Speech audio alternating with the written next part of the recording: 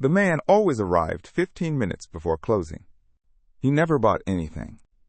Just wandered through the aisles slowly, fingertips grazing the spines like they were old friends he was trying to remember. Always in that oversized coat, scarf tucked too carefully beneath the collar. Always looking like he had somewhere to be and didn't want to go. Theo noticed. Of course he did. Not because the man was loud. No, he was the kind of quiet that left ripples. The kind of quiet that made the world feel softer for a second. Like a secret poem tucked into a dusty book. And Theo, well, he liked quiet things. He never said anything. Just watched from behind the counter as the man moved through his shop like clockwork. Literature, poetry, sometimes the old travel section, then out the door just as the clock struck 9. Until the night he didn't leave. The bell chimed once, then silence. Theo looked up from his book. The man stood by the window, one hand pressed lightly to the glass, eyes watching the rain streak down the pane. The shop was empty but for them. The air smelled of dust, cinnamon tea, and the faint chill of late autumn. Theo cleared his throat. We're closed. The man turned slowly. Those soft green eyes caught the low light and seemed to glow. I know, he said. No apology. Just a smile, half-formed. Hesitant. Like he wasn't sure he wanted to stay or go. Theo stood. If you need shelter, there's a cafe down the block. I don't need shelter, the man said, voice quiet. I just didn't want to leave yet. Theo froze. That wasn't what people said. Not here. Not to him. The man stepped forward, hands in his coat pockets. I've been coming here for weeks. Figured it's time I said something before you think I'm a ghost. Theo blinked. You're not? That made the man laugh.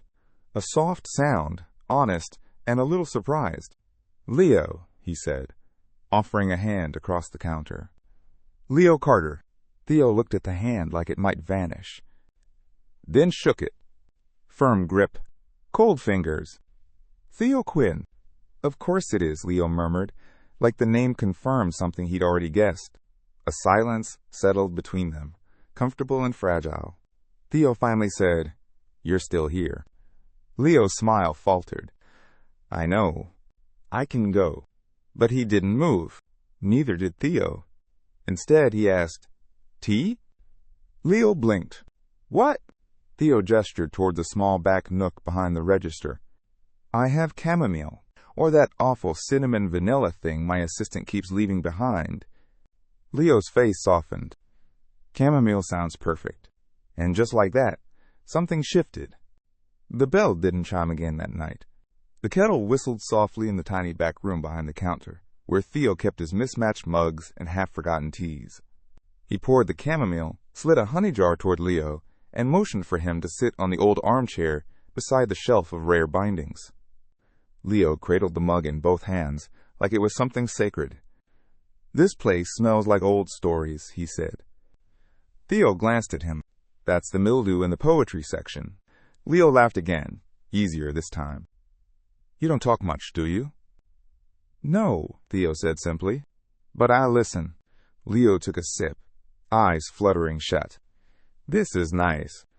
Theo sat across from him on a creaky wooden stool. For a moment, they just existed. Tea, rain, the soft crackle of the old heating unit clicking in the walls. Leo looked around. Why a bookstore?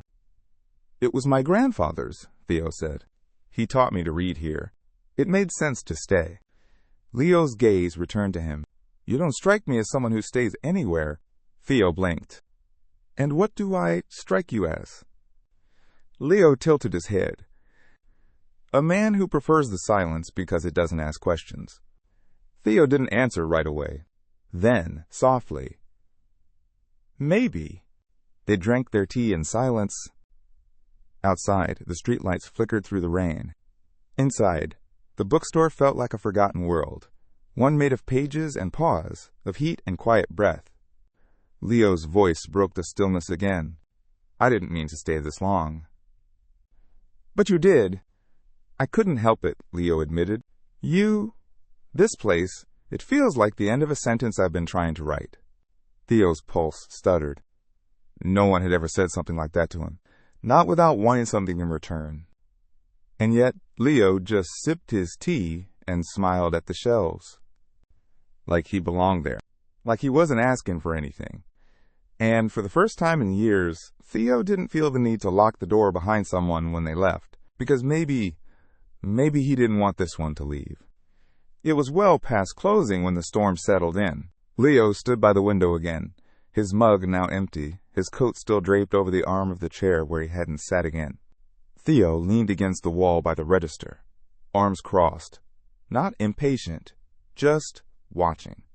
He didn't know why he hadn't told Leo to leave. Maybe because Leo didn't look like he had anywhere to go. Maybe because the way Leo looked at the bookstore, with reverence and gentleness, reminded Theo of how it used to feel, years ago, before the days all blurred together. "I should go," Leo said softly, not turning around. "You don't have an umbrella." Leo smiled at the glass. "Guess I could wait until it stops." "It's not going to stop." Theo didn't mean it to sound so final. Leo turned to him. "Then I guess I'll stay." Theo blinked. "I wasn't." "I know," Leo said, "but I'd like to." And once again, Theo didn't stop him. He moved back toward the armchair and sat again, this time without ceremony. Pulled his knees up slightly and looked around the room like it was someplace from a dream. "It's warm here." Theo walked slowly toward the bookshelf behind him, resting his hand lightly on the spines. "You always head straight to the poetry."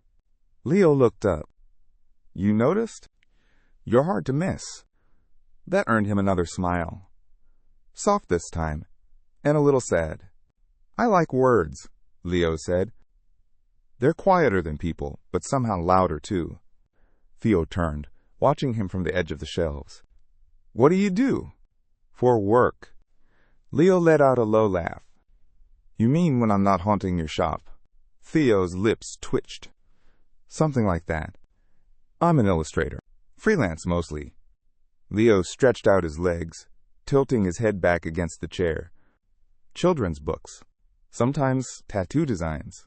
Sometimes lonely commissions from people who want portraits of their exes." Theo blinked. "That's oddly specific." Leo smiled without opening his eyes.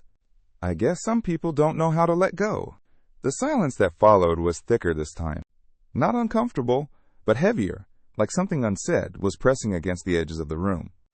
Theo sat down across from him again. His own mug had gone cold, but he didn't care. "You live nearby?" Leo nodded. "Top floor above the cafe on Briar. The one with the terrible scones." Theo snorted. "They're dry enough to be weapons." Leo opened one eye. "Exactly. You've had them." "Once. And you survived," Leo said with mock awe. "I'm impressed." Theo let the corner of his mouth curl. "I don't eat much pastry." "Of course you don't," Leo murmured. "You're the kind of man who thinks sugar's a distraction." "I'm the kind of man who doesn't talk about himself with people he met less than an hour ago." Leo didn't seem offended. If anything, he looked more intrigued. "That's fine," he said. "I can wait." Theo stared at him. "Wait?" Leo stood slowly, set the empty mug down on the counter, and shrugged his coat over his shoulders. "For you to want to tell me." He turned toward the door, paused, then looked back. "Thank you." "For the tea."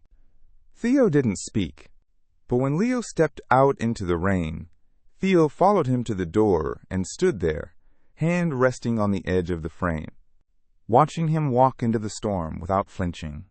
And for the first time in a very long while, Theo wondered if he'd regret letting someone leave. It happened again the next night. Theo told himself it was a coincidence, that Leo probably just liked the atmosphere, or maybe the warmth, or maybe he had nowhere else to go. But the truth settled like dust on the windowsill. He wanted Leo to come back. The bell above the door rang at 8:43 p.m. Theo didn't look up right away. He tried to act normal, like he wasn't listening for that exact sound, like his eyes hadn't drifted to the clock at 8:42. Leo's footsteps padded softly toward the poetry section again. Then, after a minute, A quiet voice broke the silence.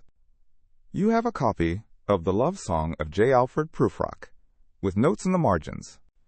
Theo blinked. "That's a personal copy." "I figured," Leo said. "Your handwriting's interesting. All precise. No loops in your G's." Theo's eyes narrowed. "You read my notes?" "I only borrowed it," Leo said innocently. "Didn't take it home. I was just curious." Theo raised an eyebrow. "About my penmanship? About what kind of person writes cowardice or caution next to a line about growing old?" Theo looked away. "That line always irritated me." Leo smiled and wandered closer. "Why?" "Because it's honest." They stood in silence again, surrounded by rows of paper and quiet. "You're an odd one, Theo Quinn," Leo said gently. "You're the one lurking in bookstores after dark." Leo grinned. "Touché." Another pause, warmer this time. Then, Leo stepped toward the counter and pulled something from his coat. A folded napkin. "I brought you something," he said. Theo frowned. "What is it?" "A cinnamon scone. From literally the worst bakery in town." Theo blinked, then actually unbelievably laughed. A short, sharp burst of sound that surprised them both. "I thought we agreed those were a crime against humanity." "They are," Leo said. "But now we're sharing the crime." "Feels intimate." Theo opened the napkin, saw the broken, slightly burnt edge of the scone. "You're ridiculous." "I get that a lot." Theo broke off a piece and popped it into his mouth. He chewed, paused, then said, "Still dry." Leo's smile softened. "But not so bad when someone's sitting across from you, huh?" Theo didn't answer. He just kept eating. Days passed, and then weeks. Leo kept returning. Never earlier, never later. Always 15 minutes before close. Always with something small in hand. A notebook, a story idea, a poem he didn't quite understand. Sometimes he asked Theo to explain things. Sometimes he just sat near the counter, sketching in silence while Theo shelved books. They didn't talk much. But the silence between them began to change. It wasn't empty anymore. It buzzed with potential. With every second glance, every soft breath across the counter, every cup of too-hot tea passed between their hands. One night, Leo lingered longer than usual. The rain had stopped, but neither of them mentioned it. Theo was flipping through returns behind the register when Leo spoke again. "What would you write in the margin next to this line?" he asked. Theo looked up. Leo had a small paperback in his hand. "Night sky with exit wounds." His thumb rested against the stanza. "Because the day he left, I asked myself, what is the shape of a lost thing?" Theo stared at the page. He didn't answer right away. Then, quietly, "I wouldn't write anything." "That one doesn't need help." Leo's lips curved slightly, but his eyes didn't leave Theo's. "You ever lose anything?" Theo swallowed. "Everyone does." "Did you want it back?" A pause. "Yes." Leo nodded, as if Theo had confirmed something he already suspected. He stepped closer, the book still open between them. "You ever feel like you're waiting for someone to finish your sentence?" Leo asked softly. Theo's breath caught. Then Leo closed the book gently, set it down, and said, "Good night, Theo." He left before Theo could respond. But when Theo picked up the book later, he found something inside. A napkin. Again. This time, no scone. Just 2 words, written in Leo's careful, looping script. "I'm here." And beneath it, the faintest sketch of Theo's face. Sharp jaw, furrowed brow, mouth caught in an almost smile. He didn't sleep much that night, and when he did, it was in the chair behind the counter, napkin still in hand, wondering how a stranger had become a presence in his world. Not loud, not demanding, just there. The next time Leo came in, something had shifted. Theo felt it in the way Leo moved, less cautious, more grounded. Like he'd decided something in the silence between nights. This time, He didn't go to the poetry shelves. He walked straight to the counter, leaned on it, and asked, "Can I stay late again?" Theo didn't answer. He just turned toward the back room and said, "I have better tea tonight." Leo followed. The door clicked shut behind them. The kettle began to hum. "You always make tea when you don't want to say something," Leo said quietly, watching him. Theo glanced over. "It gives my hands something to do." Leo stepped closer. "What if I gave them something else?" Theo stilled. He turned, slowly, to face him. Leo wasn't smiling. He wasn't joking. There was nothing teasing in his gaze now, just warmth and a kind of reverent hunger that made Theo's chest tighten. "You don't have to want this," Leo whispered. "But I need you to know, I do." Theo stepped forward, close enough to feel Leo's breath. "I don't invite people in." Leo nodded. "You did." Theo exhaled sharply. Then his hand found Leo's waist. Tentative. Testing. Leo didn't move away. In fact, he leaned in. The kiss was soft at first. Startled, hesitant. Theo's lips brushed Leo's like a question, and Leo answered with a gentle press of his own, one hand rising to touch Theo's chest, his fingers resting over his heartbeat like punctuation on a sentence still being written. The second kiss was not hesitant. Theo pushed him back against the wall, and Leo pulled him in by the front of his cardigan, their mouths opening, deepening, devouring. There was nothing slow about the way they tangled then. Nothing quiet about the sharp inhale Leo made when Theo bit his bottom lip, or the way Theo groaned when Leo's fingers slipped under his shirt and spread across his spine. They kissed like they'd been waiting for a decade, like the bookstore itself might fall down if they stopped. By the time they parted, breathless and flushed, Theo's hair was a mess, and Leo's coat had fallen to the floor. Their foreheads rested together. "I don't do this," Theo said softly, almost guilty. "I know," Leo whispered. "That's why it matters." Theo closed his eyes. Leo didn't leave that night. He didn't ask to stay. He just curled up on the old armchair with a blanket Theo brought him and held the book Theo had lent him weeks ago, open to the page with no margin note. Theo sat nearby.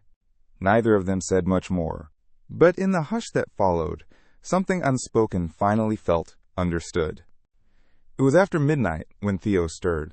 Leo was still asleep in the chair, legs tucked up, hair a mess, mouth slightly open as he clutched the poetry book like a dream. The blanket had slipped to the floor, but he didn't seem cold, just peaceful. Theo watched him for a long time. He didn't recognize this version of himself. Awake past midnight, watching someone sleep like they were more important than the hours ticking by. More important than silence. The bell above the shop door had long since been turned off. The closed sign flipped early that evening. But for the first time, the quiet didn't feel like retreat. It felt like permission. He walked to the window, drew the curtains half shut, then returned to the chair opposite Leo, just watching, just breathing, just staying. He didn't know how long passed before Leo stirred. "MMMN," Leo hummed, blinking slowly. "What time is it?" "Late," Theo said. "Or early?" Leo smiled groggily. "You didn't make me leave. You didn't ask to stay." Leo sat up slightly, rubbing his eyes. "Would it scare you if I said I wanted this to happen again?" Theo didn't answer right away. Then he said, "No." Leo blinked. "No. It wouldn't scare me." A pause. "But I don't know what to do with it." Leo leaned his cheek into the back of the chair. "You don't have to do anything. We're already here." Theo looked down. "I'm not good at this." "At what?" "This," Theo gestured vaguely between them. "People wanting." Leo's voice was gentle. "You don't have to be good. You just have to be honest." Theo lifted his eyes. "Then stay." Leo stilled. It was the first time Theo had asked for anything. Not with silence, not with lingering stares, but with words. Naked and unadorned. Leo crossed the space between them and sat beside him on the bench, thigh to thigh. He rested his head on Theo's shoulder. "Okay," he whispered, They didn't kiss again that night. They didn't have to. The door was closed. The lights were dim. The books whispered softly on the shelves. And Theo, for the first time in years, didn't want to be anywhere else. Leo started showing up earlier. He still waited until the store was quiet, but he no longer hovered in the poetry aisle pretending to browse. Instead, he leaned against the counter while Theo worked, watching his hands shove and sort, the way he paused sometimes to reread a passage from a returned book. Sometimes they touched, brushing fingers when exchanging a mug, a quiet tap on the wrist when Leo wanted to share something on his sketchpad. But there was restraint, too. They both knew they were circling something delicate. "You don't read fiction much," Leo said one evening. Theo looked up from his tea. "Too many lies." "Fiction tells the truth through lies," Leo said softly. "That's what makes it powerful." Theo tilted his head. "And what truth are you trying to tell?" Leo didn't answer right away. He reached into his coat and pulled out his sketchbook. Flipped a few pages. Then he slid it across the counter. Theo opened it slowly. Inside were drawings. Dozens of them. Not of anything fantastical. No dragons or lovers in moonlight. Just him, Theo, sketched from odd angles, his hands reaching for a shelf, his eyes downcast in thought, his face at rest behind the register. "You've been drawing me," Theo said, his voice unreadable. "I draw what I want to understand," Leo said. Theo's hand lingered on a page near the middle. His jaw looked tense in that one, but his eyes were soft. "I didn't ask to be seen like this." Leo hesitated. "I can stop." "No," Theo said quietly. "I don't want you to." He looked up. Their eyes held. And then, without asking, Theo reached for Leo's hand. Just held it. Palm to palm. No heat, no need. Just a quiet, steady closeness. "I don't want this to end," Theo said. Leo squeezed his fingers. "Then don't close the book." Theo leaned forward. "What if I'm afraid of the ending?" Leo's voice was gentle. "Then write a better one." Theo kissed him again that night, but slower this time. More tender than hungry. Like he'd finally realized that not everything worth feeling had to burn. Some things bloomed in the quiet. Some things healed. The next week, Leo brought dinner. Not takeout. Actual dinner. Home-cooked. Pasta that stuck a little to the bottom of the container. And roasted vegetables that smelled faintly of rosemary. He carried it in a cloth tote and unpacked it at the bookstore's back table like he'd done it 100 times. Theo stared at the food. Then at Leo. "You made this?" Leo smiled. "You look like you survive on black coffee and existential dread." Theo folded his arms. "That's not a denial." Leo shrugged, amused. "You need real food." Theo didn't answer. He just sat down and took a bite. It was good, warm. Not perfect, but made with care. They ate mostly in silence, knees brushing under the table, the buzz of the old shop lights humming quietly overhead. Leo talked a little about the weird commission he was working on, about how he almost got hit by a bike messenger earlier. Theo listened. Really listened. After they finished, Leo started tidying without being asked. Wiped down the table. Washed the mugs. Theo watched him move through the space like he belonged there, like he'd always been there. Later, they sat on the floor by the poetry shelves, backs against the wall. Leo leaned into Theo's side, head on his shoulder. "I used to think wanting someone meant needing them all the time," Leo said quietly. "Like love had to be constant. Consuming." Theo didn't speak. "But this," Leo continued, "I don't need you to talk all the time, or touch me, or do anything, really." Theo turned his head slightly. Leo looked up at him. "I just need you to keep showing up." Theo kissed him then. Not deep. Not urgent. Just present. A promise. Sealed in silence. He pulled Leo into his lap, arms wrapping around his waist, and Leo sank into him with a soft sigh. Theo pressed his lips to Leo's jaw, then his temple, then finally his mouth. Their kiss deepened slowly, warm and open, hands drifting under shirts, breath catching in the space between heartbeats. When Leo whispered his name, It sounded like a prayer. Theo held him tighter, and in the hush of the closed bookstore, nothing felt forbidden anymore. The shop was closed early that night. No reason, no explanation, just the soft flick of a lock before the sun had even set, and the curtains drawn against the fading gold of evening. Inside, the light was dim, the kind that made shadows stretch and hearts slow down. Leo stood in front of the poetry shelf, one finger tracing the spine of a book he wasn't reading. Theo watched him from behind the counter, as he always did. But tonight, he didn't pretend. "You keep showing up," Theo said. Leo turned, smiling gently. "You keep letting me." Theo walked out from behind the counter. "This isn't just about books anymore." Leo stepped forward. "No, it never was." They stood in the center of the room, surrounded by 1,000 unread pages and the quiet ache of unspoken words. "I don't know what I'm doing," Theo said. Leo reached up, cupping his jaw. "That's okay. We're not a story with rules. We get to make our own." Their lips met, soft at first, like breath on a window pane. But then Theo's hands gripped Leo's hips, and Leo pressed in closer, mouths parting with a sharp gasp. They stumbled backward together, toward the old armchair in the reading nook. Theo sank into it and pulled Leo into his lap. Leo straddled him, fingers threading into Theo's hair, and the kiss deepened into something messy and hot, full of teeth and need and the tremble of restraint breaking. Clothes loosened. Fingers traced ribs and spines and the curve of hips. They moved with reverence and urgency, slow but no longer shy. Theo's hand slid beneath Leo's shirt, palm resting flat over his heart. Leo's breath hitched. "I can feel it," Theo whispered. Leo leaned down, lips brushing his ear. "It's beating for you."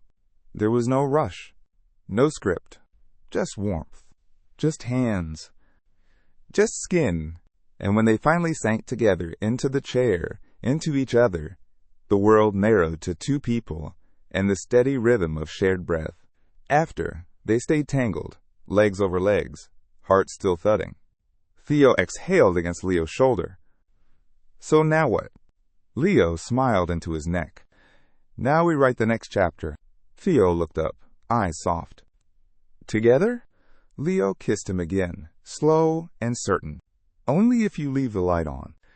Theo reached over and flicked the switch. Darkness fell, but neither of them moved. Theo wasn't used to waking up warm, but warmth was the first thing he noticed.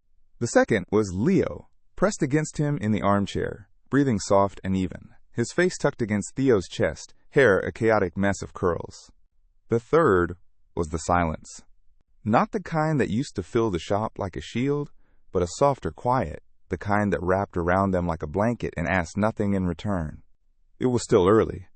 Sunlight hadn't quite broken through the heavy bookstore curtains, but there was a faint glow rising at the edges, the kind of light that promised a new beginning.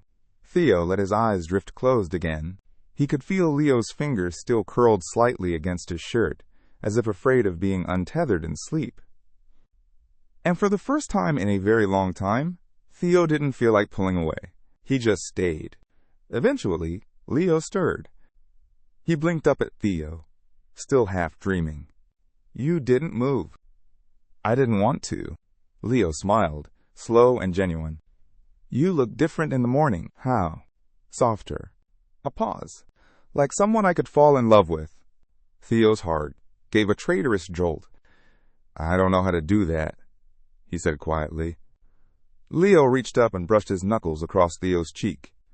"Then we'll make it up as we go." They sat like that for a long time. No rush, no tension, just bodies close and words quiet. Eventually the spell of morning broke. They entangled, stretched, found their clothes again. Theo made tea. Leo picked a record to play. They opened the shop an hour late, and neither of them cared. Customers came and went, but the space between them never felt distant. And that night, when Leo reached for Theo's hand as they closed the store together, Theo didn't hesitate. He laced their fingers together, and in that small, certain gesture, something unspoken became real. It had been a month. Leo kept showing up, with books, with questions, with dinner. He knew exactly when to leave Theo alone, and when to pull him close. He didn't ask for a key, but Theo had given him one anyway. He hadn't said why. He didn't need to. One night, Theo found Leo sitting on the floor, completely absorbed in an old anthology of love poems. The shop was closed, music soft, windows fogged from the kettle on the counter. "You ever mark that one?" Leo asked, holding up the book. Theo shook his head. Didn't know what to say? Leo patted the floor next to him. "Maybe now you do." Theo sat. They read the poem aloud together, trading verses. Halfway through, Theo reached into his pocket and pulled out a pencil.